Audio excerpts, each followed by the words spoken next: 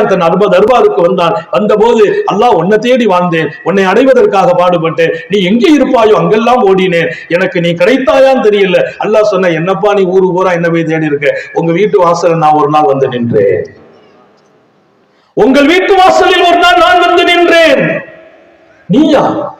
ரப்புல் ஆலமீன், அந்த ரப்புல் ஆலமீன் நீ படைத்து பரிபாலிக்கும் ரட்சகன் இல்லையா? எங்க வீட்டு வாசலுக்கு நீ எப்போது வந்தாய் ரப்பே என்று அடியான் கேட்பான். அன்று ஒரு நாள் என் அடியான் ஒருவன் பசிக்குது என்று உன் வீட்டு வாசலில் நின்றான் இல்லையா? அப்போது நீ அவனை கண்டுகொள்ளவே இல்லை. நீ ரொம்ப பிஸியான ஆளு, டைட்டான ஆளு, நிறைய வேலை பலு. என் அடியான் பசிக்குதுமா, ஏதாவது சாப்பாடு கொடுக்கன்னு உங்க வீட்டு வாசல்ல வந்து நின்னான். அவனை நீ கண்டுகிடல, அவனை பொருட்படுத்தல. அவன் பாவம் உங்க வீட்டுல 3 தடவை பசிக்குன்னு சொல்லி பார்த்தான்.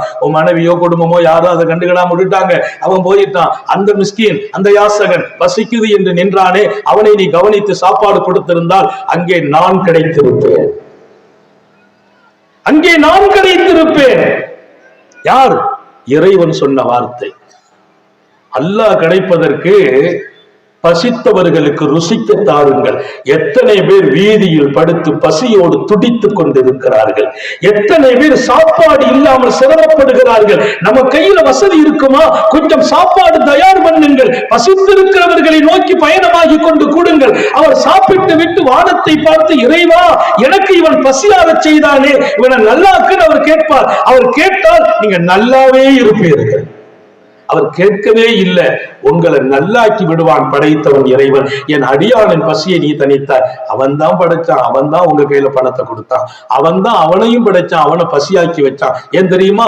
உங்க மூலமா அவனுக்கு பசி அமர்ந்து அவன் வழியா உங்களுக்கு அல்லாஹ் கிடைக்கும். அவன் எவ்வளவு ரகசியம் உள்ளவன் இறைவன். எல்லாரையும் சமமா படைச்சிருக்கலாமே, எல்லாரையும் இறைவன் சமமா படைச்சிருக்கலாம், படைக்கல.